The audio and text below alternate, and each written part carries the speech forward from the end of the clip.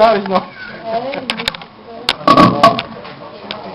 عليكم أيها الحضور الكرام في هذه الأمسية الجميلة التي نحتفي بالدكتور قحطان المندوي، هذا الشاعر المتألق في الغربة، ومعنا اليوم في هذه الأمسية الجميلة. نحتفي به ونرحب به وعرض سيرته الشعرية والأدبية بالمهجر.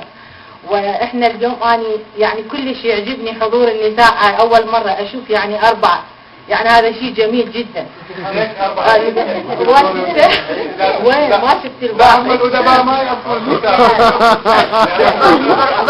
ثلاثة. يلا الحمد لله، هذا شيء جميل جدا.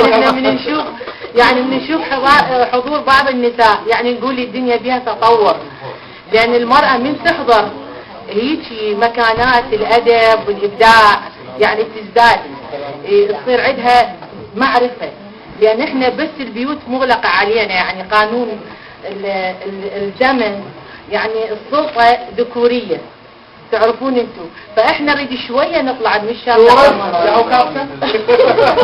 لا مو يعني احنا يعني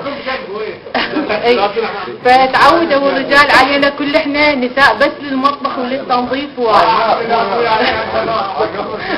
لا فالآن هذه القصيدة مالتي قصيرة جدا يعني، وهاي القصيدة اهديها للدكتور قحطان المندوي. اسمها تنهدات البلور. كانت تستحم في البلور تعكس الضوء على الورد المنحني، تهمس للعصافير في العتمة ليفيق الماء من غفوته القاسمة. إن الأحلام ملغمة بالعصافير فتهمس لا تقترب، لا تستطيع الغوص في أعماق الزحام.